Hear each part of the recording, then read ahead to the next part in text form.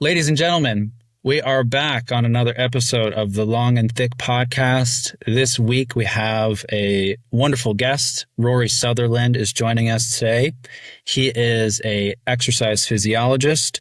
He is a performance coach. He runs metabolic tests with his patients, and he offers remote coaching through his business, Sutherly Performance. He's also a father, a husband, a dog dad, a fucking gangster, and we are just stoked to have him here. Rory, how are you doing on this fine Sunday morning for you? Super good.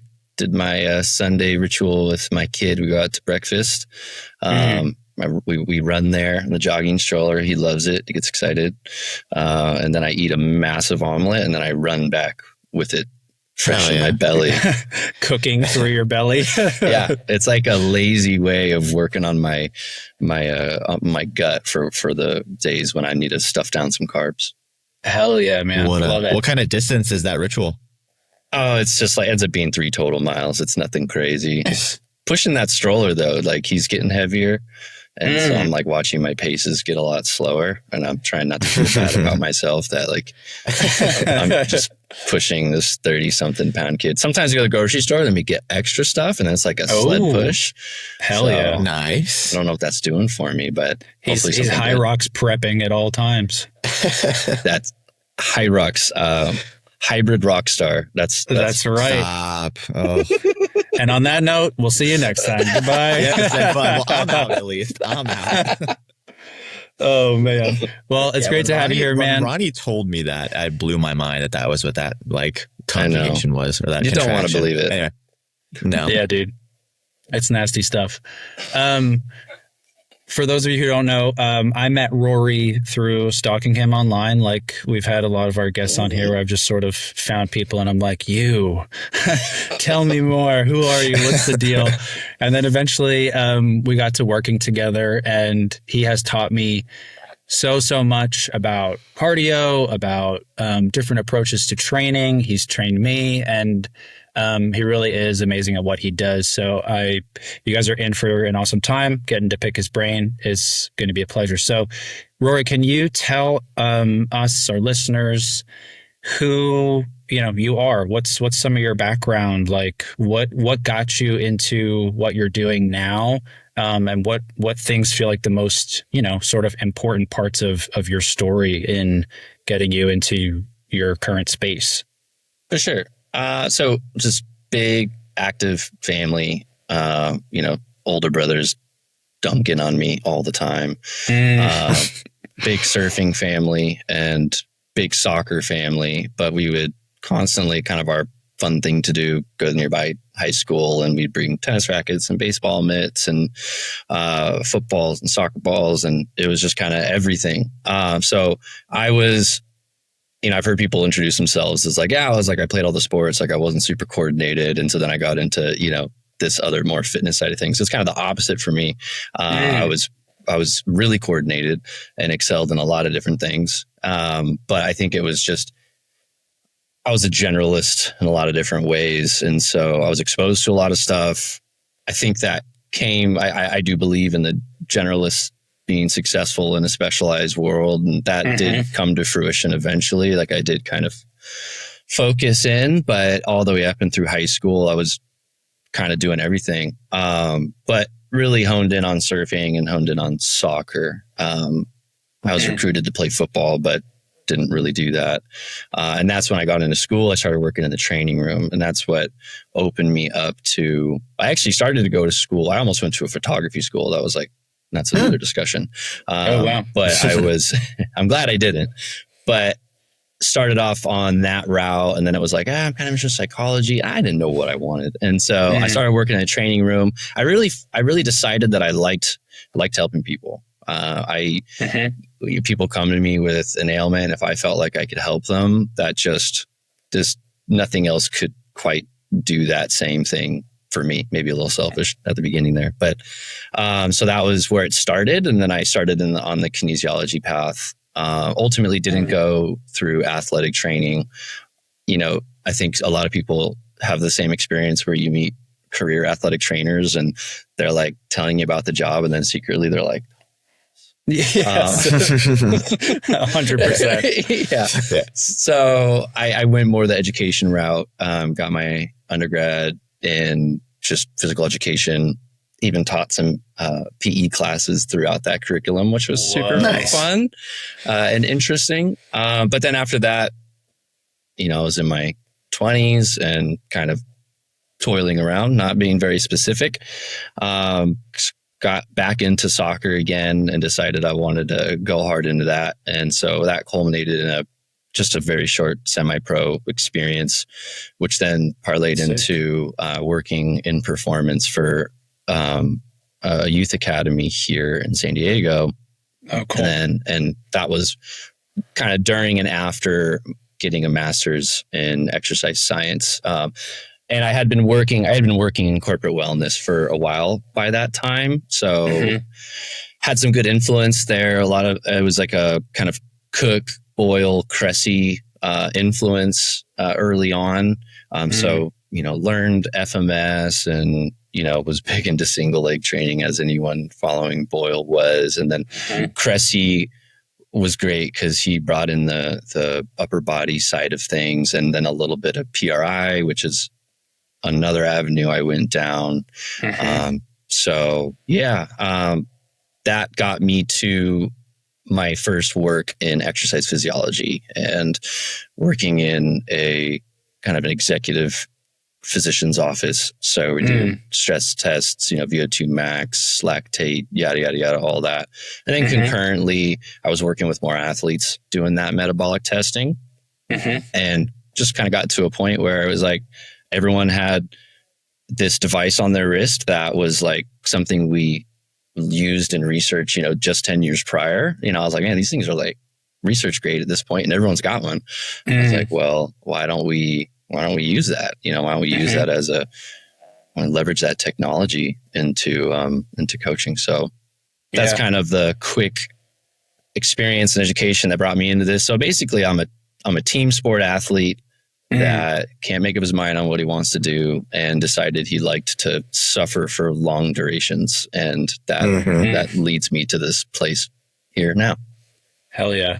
It's I feel like that arc is so common, and the expression of it is individual, right? Because we're all individual people, but there's so many of those same traits that exist within a lot of people in this space, especially the more endurance drawn you are in terms of like that expression of suffering, tapping into some of that stuff. What was the biggest like turning point for you personally with some of your own data tracking? And then sidebar question that came up is, when you're talking about the metabolic testing, this, if we need to like revisit that, we can. Was that proficiently taught in school, or was that a thing that like the reps and the experience in person really brought that to the next level? That's a good question. Well, I'll start with the metabolic testing aspect first. Cool. So like the first VO2 max test I did was in 2011, I think. Not that I conducted, that I took part in. It was a physiology lab over at San Diego State University. And I can't say I remember much of the education on it. I remember it being like a well-conducted test with really high-level equipment. Kind of back then, all you really had was high-level equipment. You didn't have some of these more consumer devices where we're now starting to question like what's going on with the accuracy. But so that was like the beginning. I will say when I got to graduate school is when we really dived into like exercise domains and how do you assess those with metabolic tests. I thought that I got a pretty good education in regards to at least doing VO2 max tests.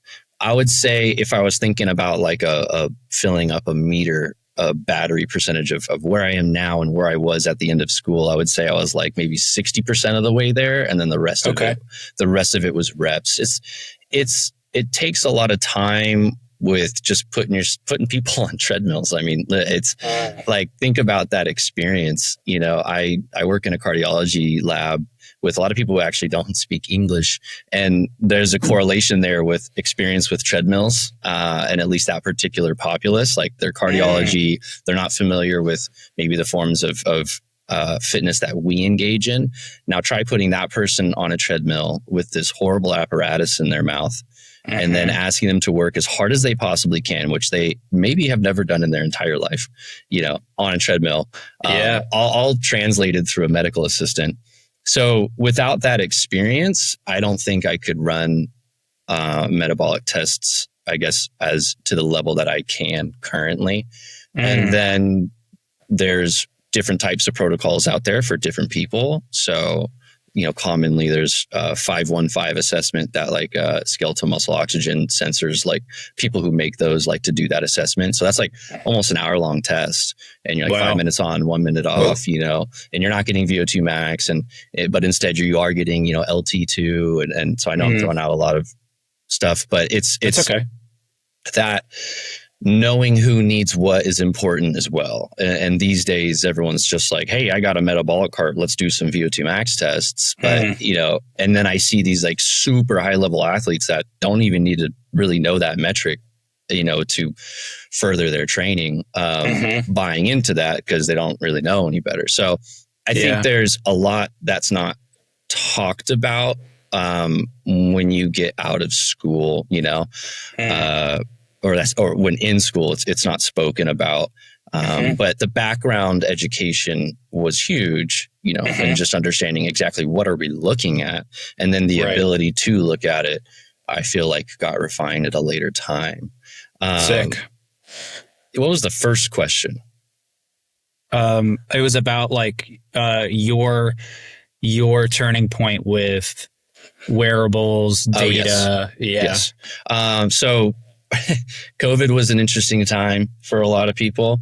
And, you know, that was a big transition point for me, losing some of my recreational sport that I was doing. I also had just finished up my master's in 2018 or 2019 and had a good fitness tracker by that point, and needed to guide my own fitness, or at least take more control over it during that time period, because I lost the gym. I lost my recreational sport.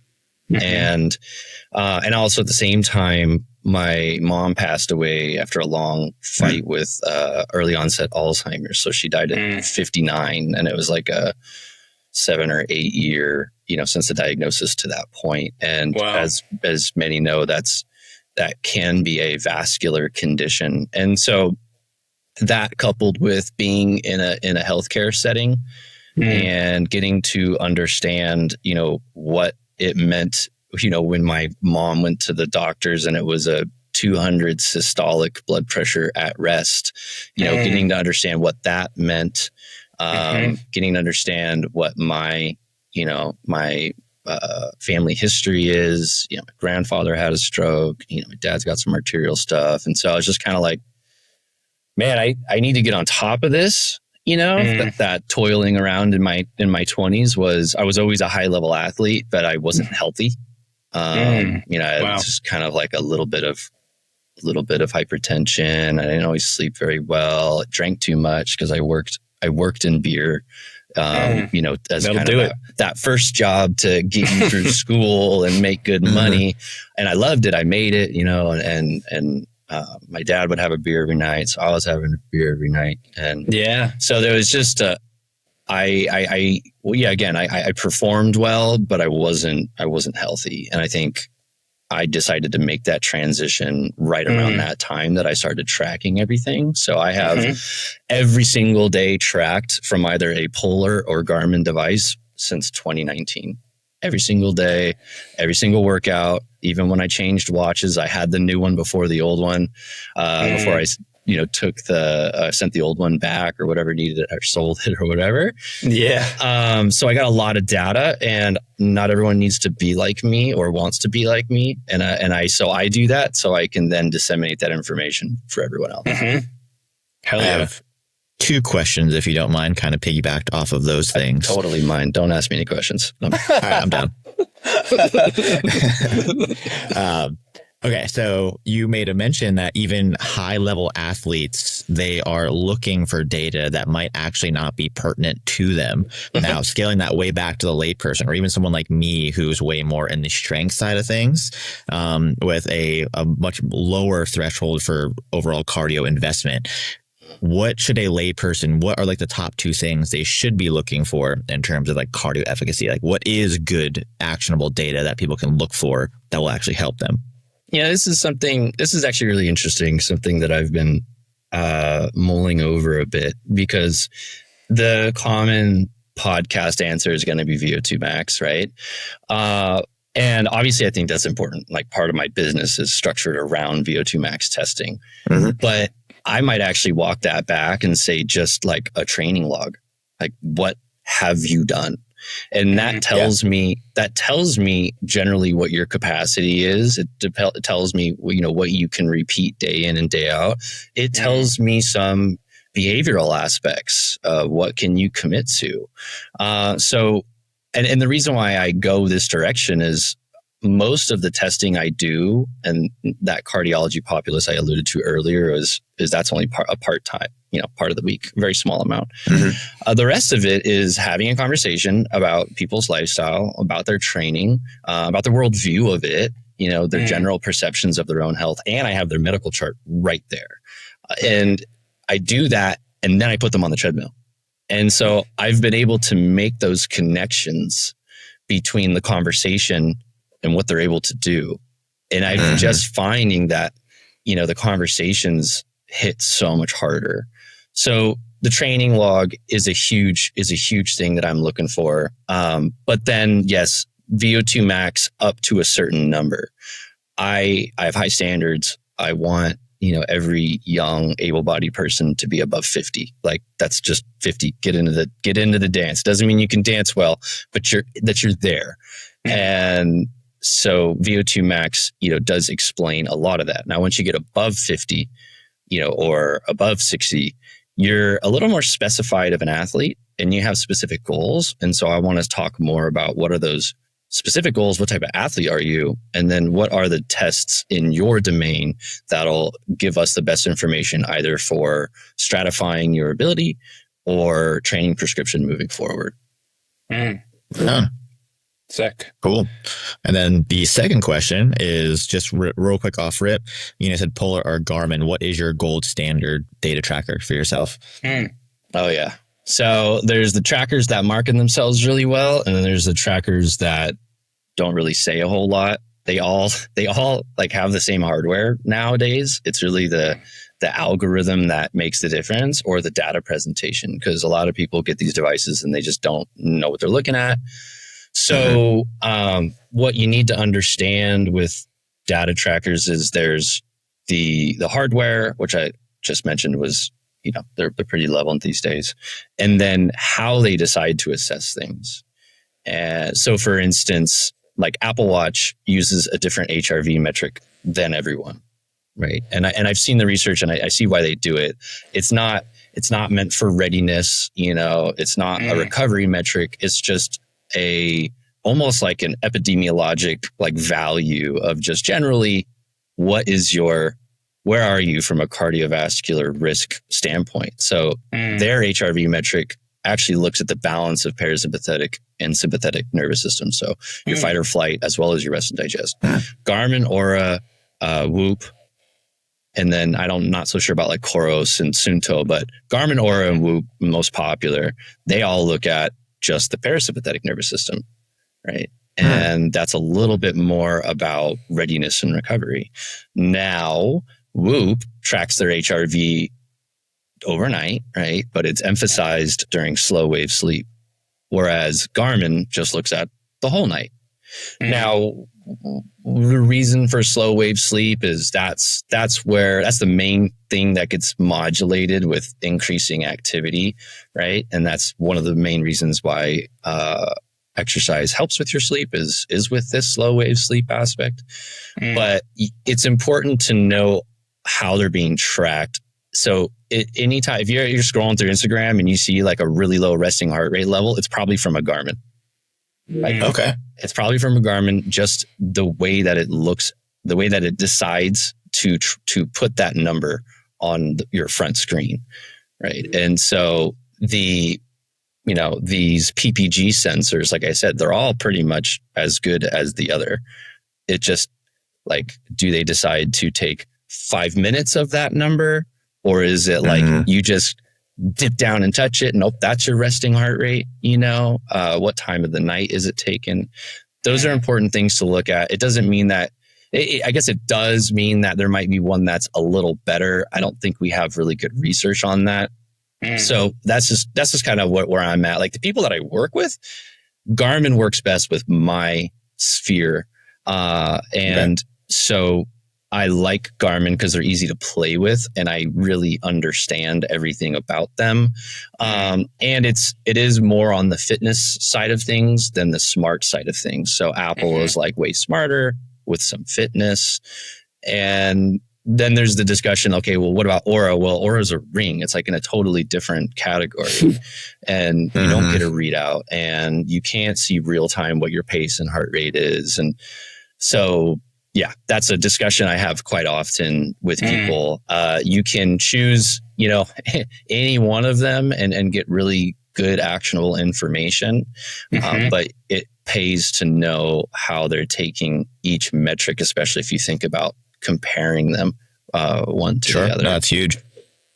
Yeah, that's a good question, Daniel. I think the interesting parallels that I'm hearing in things that might otherwise be disconnected, like who you go and see for your VO2 test is similar to how you pick your data collection unit, right? Because of the application, the way that it actually ticks, like how does that person take the test? What things are they looking for? How does the Garmin look at this? How does that? So those are really cool things to bring up, especially for the folks who are interested in at least really diving into the specificity of what they're getting after. Real quick. Yeah. Where you decide to get your VO2 max done matters so much. So I just want to put that out there just for anyone listening. Where you get it, who does it, what gear they have can make or break the information that you get. Sick. Well, I want to revisit that. When it comes to cardio, when it comes to all of the zone 2, zone 5, VO2 verbiage that's just like tossed around. Yes, tossed. It is tossed right in your face, just fucking wet salad out the car window. What do you wish people would understand more? Like if you could Thanos snap and like get people to connect with this idea, like the PRI side of me is like, all I want to work on with people is getting them to sense stuff. I don't care about the intensity. I don't care about the muscle burn. Do you feel your fucking body? What is the equivalent thing in you that you're like, fuck, I wish you would resonate with this idea? It could be the critical thinking aspect of it. Like what sort of comes to mind, if that question makes sense? Yeah, totally. So the first thing, and this is pretty low level, but I have this conversation, like what is good cardiovascular work? Like not talking about duration, not talking about intensity, like the actual thing that you're doing. What is it supposed to be? And it's supposed to be rhythmic. There's supposed to be this kind of on-off contraction within the body, right? And it needs to be done for a certain amount of time. And people like miss that piece, like because I surf. And so I see this all the time. Like surfing is not exercise for the most part. You got people who, yesterday I surfed for an hour and a half. I caught 17 waves, and that's a wave every 5 minutes. And that's actually a lot. But there's people who in that same time span will maybe catch 2. So they have the paddle out, they sit there and they talk with their friend, and they catch 2 waves. So like they're like, well, I'm surfing like 2 hours, every other day. Like my cardio should be great. And it's like, no, I mean, if anything, it's more of an anaerobic, interval, because it's this spurt of effort and then a lot of rest. So people first need to, I would encourage every practitioner, when they're taking this exercise intake, pick that piece and dive in just a little bit to see if they understand what cardio actually is, right? Sure. So it needs to be rhythmic. It needs to be this relax, contract, and it needs to be sustained. And it needs to be on that same muscles. And he's on those same muscles over and over and over again. Okay.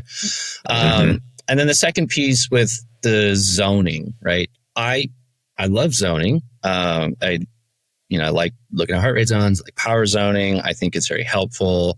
We can talk all day about, like, is it a threshold or is it a cascade? And, does it pay to be 1 beat below or 1 beat above, all that. Whatever. Let's not worry about that. Let's talk about, just understanding intensity in the first place. Some people think it needs to be harder than it needs to be, and some people think it needs to be easier than it actually should be. And so getting an understanding of just some of those very broad base intensities, when you do a VO2 max test, there's 2 thresholds that occur. So you really create 3 zones. This whole 5 zone thing came from coaches, not from physiologists. So when physiologists talk about it, it's 3 zones. So you got your low aerobic, you got your mid aerobic, and then you got your high aerobic. And it's nice to dumb that down. Unfortunately, our devices show 5. So you have to eventually speak that language. But with the zoning and how much you should do it and yada, yada, yada, it's things have gotten a little out of hand. I got people coming to me and they're just like, I just do 3 hours of zone 2 every week. That's it. And I'm like, I asked them who told them that, but I already know. I just like to see who they're listening to. And like the zoning thing, it's been as simple as this forever. And it's this way with resistance training too. Like you can't do a ton of high intense work. Okay. Like that's the way it is. So like, let's create this graph and let's have, duration on the X axis and intensity on the Y axis. And you'll have this thing going down, right? Because the more you work, probably the more easy work you're going to do. And the less you work, the harder you need to work. If we're looking at, some context, if we're looking at someone who just wants to improve their health or their performance, so both those things, kind of follow that track. So we have gotten a little bit too hair splitty with this. And we have gotten a little bit just taken by these zone 2 and zone 5 and whatever, like we hit zone 2 for a while and now we're going to hit the hit fads coming. And I'm wondering, maybe there's going to be like a threshold fad soon. That one will be really interesting. Love to talk about that. So I'm just watching the pendulum swing around. And meanwhile, my people are, I'm just getting my people to get as much work done safely within the reasons of their schedule as possible. That's it. Yeah. There was something that you said something that Ron and I have talked about at length, but basically your equivalent of the difference between what a 2-wave session would be and a 17-wave session would be. And that's what I deal with a lot in like general population fitness, recomposition. And, you have very specialized equipment for finding metabolic rates. I have to use a little bit of, imagination to aggregate what the picture of their life looks like. But it's interesting when someone's like, well, I'm very active. It's like, okay, so what is that? They're like, oh, I go to the gym like 4 days a week. I'm like working out all the time. I'm like, yeah, but what else? Because you're only actually working out in that 2 hours for like maybe 30 minutes, 40 minutes. And then you're sitting at a desk for 80% of your day. Like you're not actually active. And then the pendulum swing is interesting because we're also seeing that in the strength and hypertrophy space, where it was a lot of like, just do the work and it'll fall into pieces. But then as things get more and more access to information, it gets really specialized. And like you said, really hair splitty, and everyone's trying to optimize these incredibly insignificant little details. And I think it's going to hit a critical mass of that. And people are like, just do the fucking work. It doesn't matter. And then it's going to get a little bit more, a little more smooth brained, if you will. Yeah, well, that pendulum of saying just do the work too, that also ends up frustrating people. And it's like, but so it's kind of us as practitioners. It's like, okay, but we're frustrated too. And like, let us engage in a longer conversation. Like I said that, okay, I like blew off my steam as I said that. Now, like, let's engage a little bit here and talk about why I said that and all the things that I'm holding in the balance of my mind, because I'm constantly seeing this on social media. It's very frustrating. People getting pulled, just getting jerked around, frankly. And so I definitely have a frustration with that, and it can come out as being like, maybe even jaded at times, but for sure. It's difficult. It certainly is difficult to see people being swayed. And then people are like, well, like they're just getting people moving. Isn't that good enough? Like I have this relationship with Peter Attia where it was like, we were cool for a bit. But things don't look like they used to. We're definitely out of our honeymoon phase.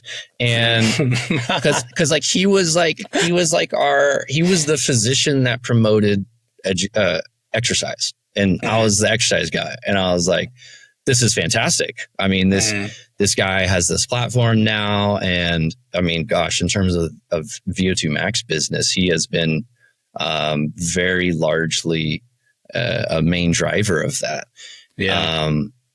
But now you go to like the Peter Attia, I can't go in the Peter Attia subreddit anymore. Like I just can't. Like I was there, I would answer some questions, and like just seeing day after day this confusion of what zone do I need to be in, with how much I'm working, and people are just pulling their hair out and writing about training and just not actually training. And so anyways, a little tirade on that. But well, it makes sense. Sorry to cut you off, Ryan. It makes sense though, because we're in this crazy, overtly tribal shift where everything has to be filed into these black and white absolutes. And someone like you, especially at the height of academia, there is no room for nuance. And something like this, when it needs to be as a coach tailored to everyone's like specific needs, it's all nuance, and no one wants to hear it, which is a crazy thing to see in the landscape. Yeah. No, I mean, I think these are all like, this is the ethos of like why we wanted to do this in the first place, like with people that feel and experience these things that are like, we're all here to help people. We all want to better our understanding of how we can do that more efficiently. And when you try to apply this cookie cutter thing across 5 fucking billion people, like it's just impossible.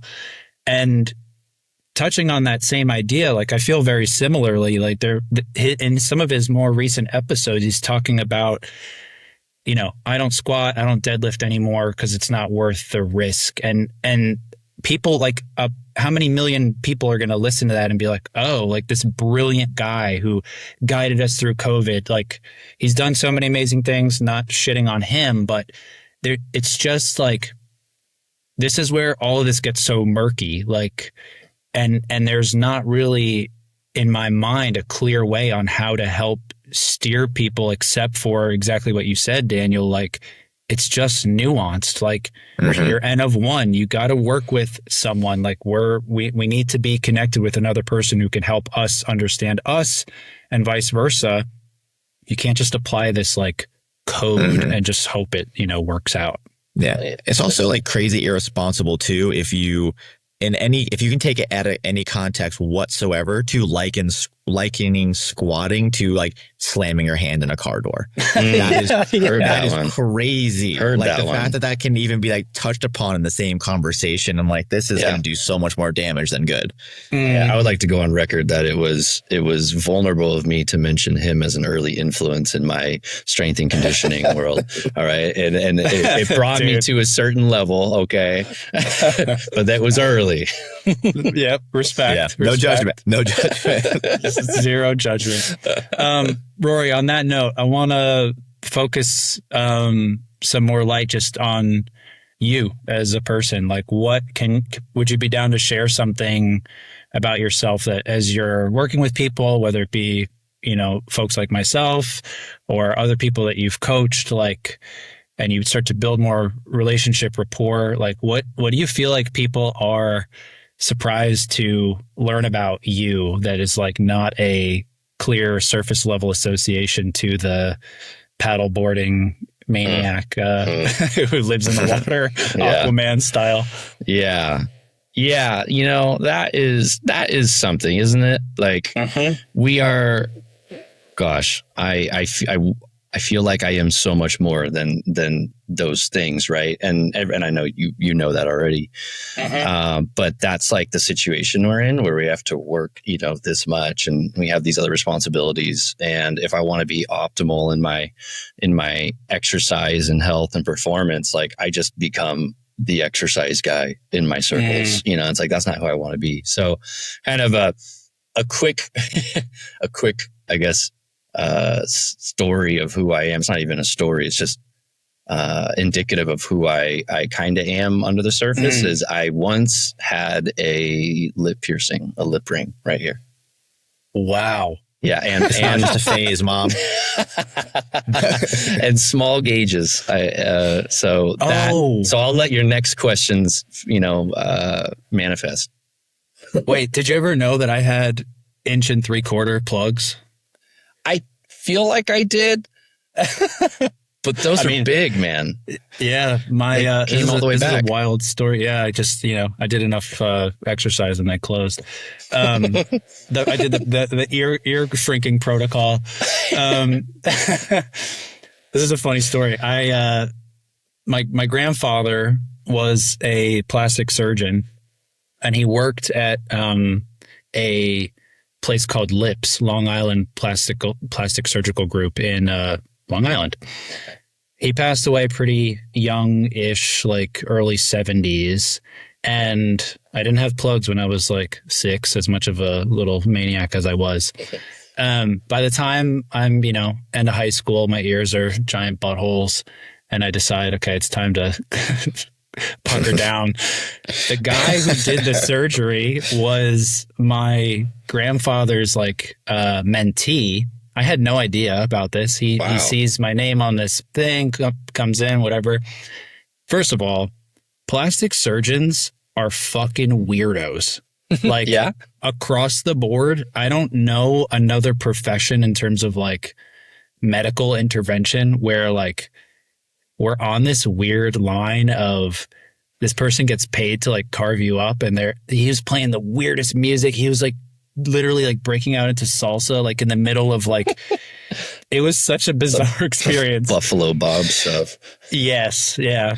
But anyway, yeah, he's going to decape your ears. My ear chunks. He kept your skin. Yeah. So with the lip ring, I'm making the educated guess that the hardcore scene lives rampantly strong in your blood still. Yes. So I mean, especially being a West Coaster, you got good access. Yeah, I grew up playing the drums. My dad was a drummer, and so I was a musician then. And then I learned to play guitar at some point, not nearly as well as the drums, and then just high school bands. But it is not a phase. I still very much listen to that angsty music and feel like my former self. It helps that my wife, knew me during that time, and actually kind of like she was a part of bringing it to fruition, introducing me to some really righteous bands. So yeah, Badass. had that. And you know, I miss it. I'm not gonna lie. I miss it. You know, Do you still have a Is there drum going to set? be? drum set. I don't. I'm going to get an electric kit soon because I just miss it. Yeah. Daniel, what were you going to say? I was going to ask if there's going to be a family Sound and Fury outing on the horizon. Yeah, my wife said yesterday, because we were listening to these kids songs and they can get pretty mind numbing, and she's like, "You should do that." And on one hand, I'm like, "Please don't give me another hobby," you know. but then I was thinking, like, because I used to make a lot of music with like early iterations of GarageBand, and then you know Logic and Ableton, and I had a full like synth key set up, and I had MIDI inputs for my guitar, my drums, and so I used to do it. But oh man, putting the time to that, like I won't be able to, you know, run 50 miles a week anymore, and then lift 3 times a week, you know, and that's the pull between, you know, who I am underneath and who I am, you know, to everyone else, at least in the online sphere. It's tough. Sure. So I'm trying to find a way to marry it a little bit. And that's part of this endurance stuff, is that I think there's a lot of yearning and growth and like bittersweet. And those are just words that have always been a part of my life, and probably part of the reason why I got a lip ring and had straight hair and, you know, wore my heart on my sleeve. And so I'm kind of trying to find a way to bring that back, because yeah, it wasn't just a phase. And I see it in the, just the difficulty of the sport that I do, and the exploration of the sport that I do. And so it's just as much about exploring the physical side as it is the psychological side. So, yeah. Yeah. Damn. Hell yeah. Go ahead. I was like, do you feel you're kind of just hitting your stride in terms of leaning into the suffering around paddleboarding? Do you feel like you're like at a comfortable space, or is it kind of fueling a deeper addiction that you're like, we just need to keep adding more and more and more and more? You sound like my wife. So she wants to understand me. That's why. So I'm just trying to understand you too, Rory. Come on now. Yeah. So like, suffering in sport, like I've always been able to suffer, but it was for what reason? And in team sport, like there was just a lot of ego, and it was me not wanting to let everyone else down. That was a lot of what drove my training. Was, and I'm an introvert. Like it's every personality test I take is like, yeah, you're like 80% roughly on the continuum. It may not seem that way with social media, but but I have control over the social media, right? So you take that control away from me, things get dicey.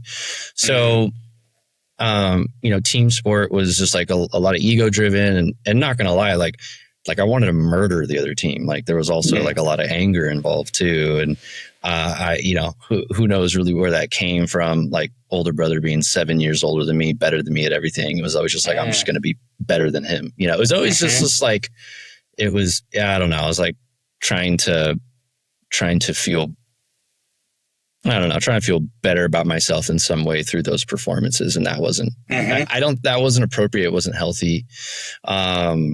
You know, and so nowadays it's like me versus myself. And it's funny because the endurance community, even though you're racing against these people, everyone's so much nicer to each other.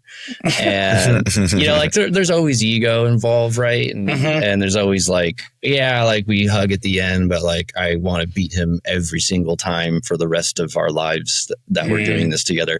But there's just, especially with these ultra events where like you're all suffering together, you all acknowledge it's extremely hard, and that it is a battle against yourself. And so in terms of your initial question, Daniel, is like, am I in a comfortable space with that? I think it's taken me a while. I did a lot of growing in this last endurance season, culminating in a 31-mile, 6-hour, 20-minute race, which was like a 90-minute PR of any endurance activity I've ever done.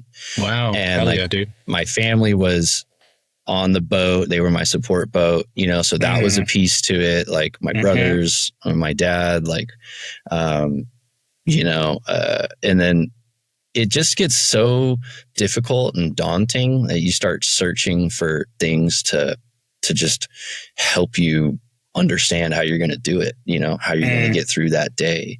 And the things that I end up looking into are probably the things I should be talking about in therapy. And so, but it brings me to the therapy table, so to speak. And I feel it driving me, and I feel it also is something that obviously brings me a lot of self-esteem and confidence and even safety in my health. So if we're thinking like Maslow's hierarchy, like it satiates a lot of these tiers, these lower tiers that help me get closer to self-actualization and transcendence. That's what I'm after, I guess. Right on. Yeah. I mean, as you're saying a lot of that, like, I know Daniel, you in particular can resonate a little more with some of the drive in terms of what things you fall back to. And I think there's an interesting parallel to the things that we want to therapize. And I'm not trying to like take you literally or be like, you said this wrong, or like, that's not my intention here. It's more that the people who are like, oh, my workout is my therapy. No, it's not. But all that stuff helps illuminate the things that are in there. And then can they find their place in a way that maybe if it's not like quintessentially like what someone would call healthy, this is where the nuance really comes in, right? Like it's working. Like it's clearly there's a drive there that helps you do things that are going to make you be around for your son, like for longer. And so I think that's a win. When it starts to become, damaging to yourself, that's a different story. But I think there's a little more room for us to grow societally in terms of how we allow people to integrate the things that drive them without just being like, there shouldn't be a flicker of like, I don't like my old self. Like, well, maybe there should be. Like, if you grew up a really overweight kid and you don't want to be that person again, like maybe keep doing the things that you're doing to not become obese again. Like, as long as you don't hate yourself if you have an Oreo or right, like there's some balance to it. But like, I don't think all those things get some of the glory that they can bring to people, right? Like the name of intense, highest level performance is like bad. It's destructive in nature. Like the people that perform the absolute hardest pay the toll troll is ringing their bell. So, like, and there's clearly a lower percent of those people that exist. So I don't know where I'm going outside of that. I just feel like there should be a little bit more allowance in that gray area instead of, again, people trying to blanket and be like, that's not the way to approach training. Like, well, partially it is, and that's okay. And I don't need to change it or try to, swap it or whatever. Well, I mean, love and growth like coexist very well together. And taking both of those things, putting them into whatever it is that you're working towards in terms of self-betterment, like it's just this forward movement, right? And I acknowledge that everything, what got me here won't get me there. I like saying that. That's something that definitely drives me forward. Like, okay, this anxiety that I have, that helps me stay vigilant. Okay, well, at a certain point, that like constant vigilance will start to pull from you and take from you, and there needs to be, a new strategy. And so we need, it's a growth from that. But I acknowledge that. I acknowledge that it existed. I acknowledge that it got me somewhere. And I also am learning why I ever had it in the first place. And, so people would look at my training and be like, why, you're scared of this? Like, why are you doing that? Like, why are you doing this thing that you're scared of? And I don't totally have the answers to all this. I'm still learning about it. Like, I'm thinking about going back to school for psychology for some of these reasons, but cool. It's like exploration is part of a healthy, hierarchy. Right. And some of us are a little more explorative than others, but like exploring is growth, and exploring also, love can be a huge part of that too. I like saying the word love just because it is foolproof, if more people engaged in it, and not just like, hey bud, I love you, but just, loving just the things that they're doing, the work they're putting in, even if that work is hard, is difficult, does pull from some of the other parts of your life. If more people engaged with it, I think that we'd be a better place overall, but we don't need to talk about improving the world populace, the whole world, the whole world, but in the midst of utter chaos and madness. Yeah. Fixing their hearts and their hearts. So I kind of rambled on that, but it's good stuff. That's what we're here for. That's what endurance is starting to do for me. And people will say, go to therapy. And it's like, well, I do sometimes, but it's also that I think the third piece to it, I said the love and the growth. The third piece to it is like, things can be a stepwise process. Like, it doesn't need to be perfect in its first iteration. Like, that's it. Even with training, I'm telling people, like, listen, like, can we do a step one, please? Can we please do a step one? And I promise in 3 weeks, you'll be doing something more like you're used to or want to do. Like, can we just do this step one and not have any of the stress or bearing down of what the later steps might be, because you're going to be a different person when you get to the later steps. Yeah, really like honoring the process. That's good stuff, man. I want to dive into a handful of listener questions. Tell me if I'm wrong, but I feel like we sort of answered the first one, which was, what's the bare minimum and what type of cardio would you recommend people do every week to age well? Do you feel like that was sort of answered in terms of like, it's just too nuanced to give a like thing, like, or do you have a answer that you would say, like, if you don't give a shit about testing, finding out more info, and you just like want some kind of idea of like, do this, is there an answer, or do you not really like to put your name on that, which I would understand? Well, I mean, my quick answer is like more than you did last week. Like, that's perfect. That's really what it is. And so you want to know what that looks like? All right, well, that's going to be a longer conversation, which I'm happy to have. Damn. Fucking sniper. That ball exploded. Okay. A fueling question. If someone's training first thing in the morning, what are some key things to consider when it comes to nutrition and the influence of that? Is it okay to go do your stuff fasted, or is that not really a great idea? I'm going to add in the nugget. It depends on what kind of training you're doing. But where does your head go with that? Yeah. So if it's, low aerobic and it's not a distance that you are, that is particularly difficult for you, like fasted training is a good idea. Right? If you're diabetic, it's probably not a good idea. And I would like you to work with a professional on that. So I do believe fasted training has a place. It's part of this whole figuring out our metabolic flexibility. Now, if you want to work harder or go for a distance that is uncomfortably long for you, then we need to fuel. And what that fueling looks like is it's going to be carbohydrates.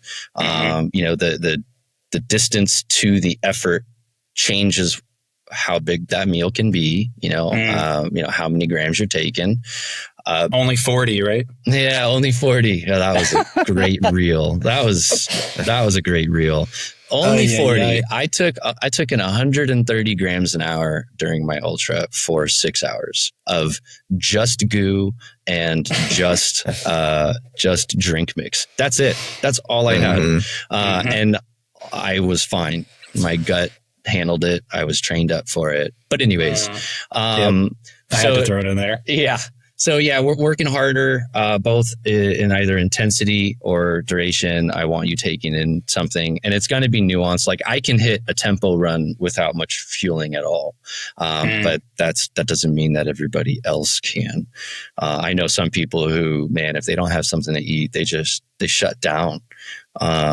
Whereas other people can, you know, I trained with a guy. He's like, you know, we're doing a 5-hour training session, and he's like, I'm going to go the first 90 minutes and not eat anything, because I like to get to that point. I like to feel it hit me, and then I eat.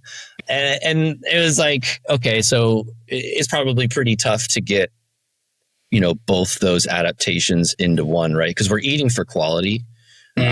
Or we're eating for a quality workout, or eating for a quality output, right? So that session looks good, and then we recover from it. So yeah, it's a pretty simple. I don't know if there's any other answers off the back of that, but if you're going to keep it low aerobic, and it's not going to be a distance you're uncomfortable with, and like fasted training does have a place.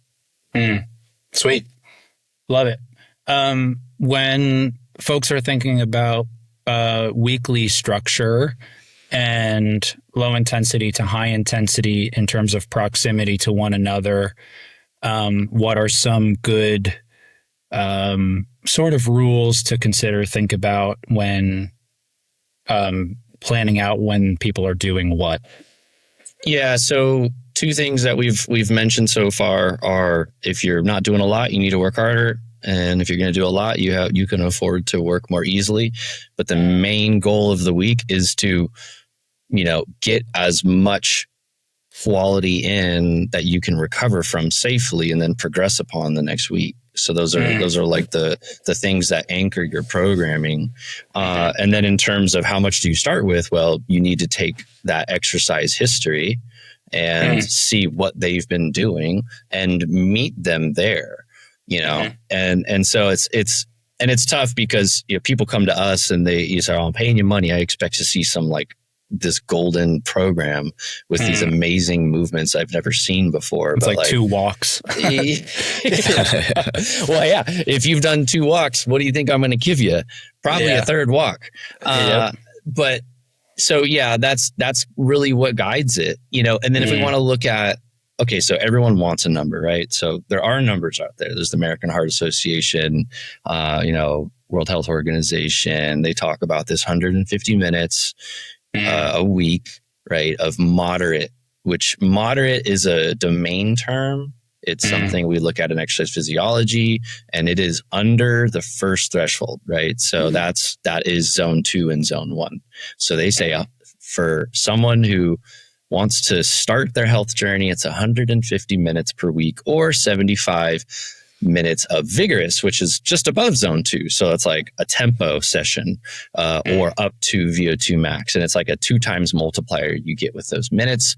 But in terms of optimizing, you're looking at, you know, 300 to 600 minutes per week, right? So these are kind of the goals that I generally give people to. Now, the thing is, okay, so how do I figure out what's moderate and vigorous? Well, you need to have some sort of assessment, right? Because your watch will try to do it, but it's not great at knowing what it should be right off the bat. And we're also significant, you know, someone who's put so many people on treadmills from ages, you know, what's the youngest person I put on a treadmill? Like 14 up to oldest person I put on a treadmill was 90. And everyone has some pretty different, basically max heart rate, and they have different places in which their thresholds occur. So getting assessed is the best thing, because we don't all have a 220 minus your age heart rate. That is like a good average, but it is not indicative of, you know, I don't know. It just doesn't hit for a lot of people. And so you could have someone who thinks that they're in zone 2 and they're actually in literally zone 4 and vice versa. So they wouldn't know, am I getting the 150 minutes? Well, you could be getting vigorous and we have no idea. So, and then and then it's like, okay, what's a quick way to figure that out? And it's like, well, I would like you to talk to a professional about getting an assessment done for your specific activity, right? Because you can't put your running zones on your cycling zones, on your rowing zones, right? Those are all different. So yeah, it just opens the door to getting a proper assessment. Yeah. Piggyback question off of the weekly sort of averages, in terms of almost like a periodization when we zoom out, because we don't want to just forever increase without any kind of dip. Yeah, I would imagine that there's points where people hit a little bit of a wall, and you want to make sure that they can have a little more recoup time, an easier week in between every 4 to 6. How do you recommend people go about thinking about the blocking of things in terms of upping their averages? So is like block periodization is what you're talking about? Like, yeah, or just like managing how much zone 2 to 5 they're doing. If they're sprinkling and peppering in 5 minutes more per 2 weeks, is there a point where you give them a deload week? And then is it before a race only? Are we just looking at like, do they get sick? I know there's a lot of things that come into it, but almost imagining the person is just on this forever scale. How do you block that? Yeah, that's a tough one. I don't like arbitrary, like, let's do it every 3rd week type thing. So I'm usually having constant contact with my people, and in an ideal world, everyone's filling out subjective wellness questionnaires. So I'm looking at that, and I'm looking at the HRV. And then in an even more ideal world, people are doing spot HRV readings in the morning, which is a little more indicative of their readiness to train that day. So I'm looking at those things. I'm talking to them. Usually subjectively, they'll be like, "Hey man, like I wasn't able to get heart rate up, or this felt a lot harder than it needed to feel or should feel or has been feeling." I say, okay, that's a good time to start thinking about this deload. But some people aren't working hard enough, maybe because they're untrained, where it really necessitates that. That they still have kind of a surplus of energy within and we're talking the difference between there's athletes and there's Gen Pop. Like, I deal with both. And so, you can have a Gen Pop person where it's kind of like, we are kind of just building and building, because also a piece of that is me like pushing against their schedule. And that ends up being the main limiter for pretty much every Gen Pop person I'm with. And then older, maybe like not older, but just average person athlete, is that I work to the confines of their schedule, and I push against it as best I can. But once we get to that point, I start finding ways that I can intensify the current hours that we have. But I'm finding and I posted this recently, I'm finding that like 15 to 20 hours a month has been a good place for Gen Pop people to start, and if you can manage that. And this is my training where I've assessed them, and we're doing a mix of high and low intensity. That's been probably about the maximum efficiency in terms of getting people where they need to go. But then they'll hit this block where it's like, I can't add any more long duration. Right. And so then I just try to squeeze everything out from higher intensity. And I will say, like, at a certain point, we have to push on your schedule, or we can't make any more adaptations here. Yeah. Okay. That makes sense. So go ahead, if you don't mind. Yeah. So you said you're generally you yourself hitting, say, average 50 miles a week and 3 lifting sessions. Where does your own personal attention to detail on the cardio side thing come into play when it comes to your lifting? So attention. So basically, how can you lift within a heavy volume aerobic week? Yeah, or what markers are you looking for? What are you for yourself trying to stay? What confines are you trying to stay within on the cardiovascular side when you apply yourself to lifting? Oh, okay. So like monitoring cardio while I'm doing my lifting. Gotcha. Do you for that? Do I? Yeah, I don't really. Just because when you're getting all that cardio work, like you can afford very long rest and just super quality on the lifting. And it's usually low volume too. Like I like to stay usually under 6 reps for like a lot of my lower body stuff. But I still want to be strong. So I like to push those, and there's nothing more empowering than hitting all your cardio work and then also pushing the intensity on the lifting. And then, you even hit a session a little sore and still knock it down. It's like, that's epic. You're a hybrid god, my friend. Oh my gosh. I am a rock star. I even got the lip ring back. Yeah. Lip ring back. I got the hybrid mustache. You guys see that? Oh yeah. The Hair's growing and everything. Yeah. Yeah. And so my shirt just magically like disappears. Blows open. Totally shaven. So you gotta have your yeah. sponsor stencil too on your pec. That's right. Yes, I still. Oh my god. I still have the last. I don't know. Do they Sharpie you or something for your number or whatever? Oh yeah. Just tattoo that. It just stays forever. Yep. So yeah, that's.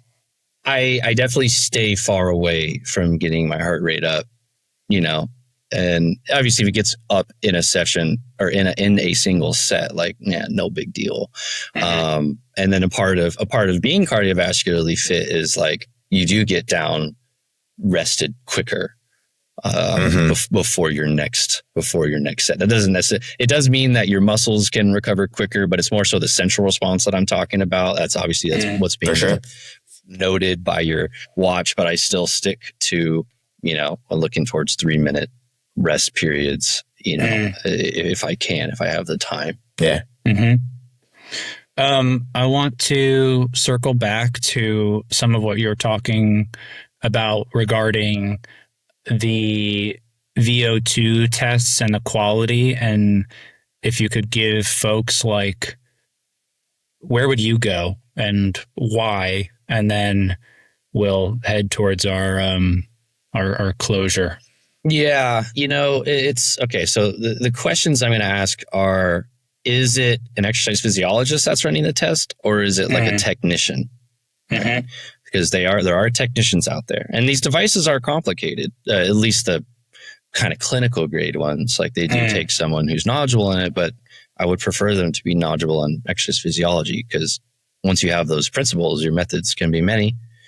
So with that, I that's the first thing I'm asking.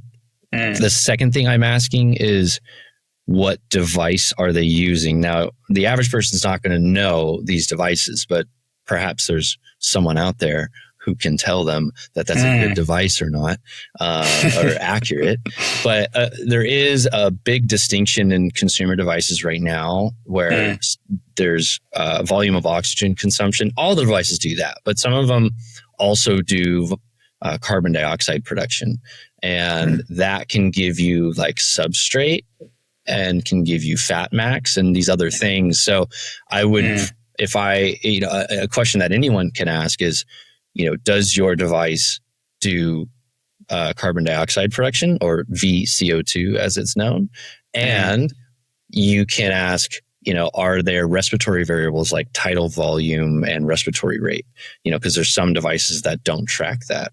And that's good information to have that you can compare to normative data on lung function. I mean, you can have someone that tests your lung function before you do some of these tests, and then compare the two, resting and then working, and you can make some pretty good inferences on your ability to use your lungs while you exercise. But you just want to get the raw data. Like, you just want all the data, even if you don't understand it, like get it in PDF form or whatever.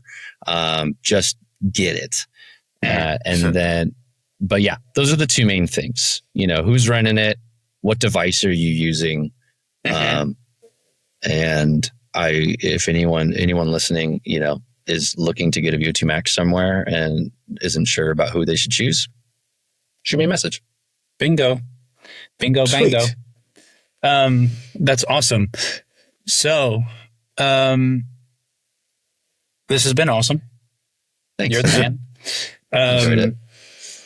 Where can people connect with you? They can shoot you a message on Instagram. You have a website. What is your preferred way for people to reach out to you and get in touch with the Sutherly himself? Probably just Instagram. You could stalk me there. Yep. Cool. Yeah. And what's your, I'll put your tag. It's at Sutherly Health. Yeah. Sutherly Health. Yes. Sutherly Health. Hell yeah. Daniel, you want to rip the long and thick question? Sure. All right, Rory, you have one idyllic day.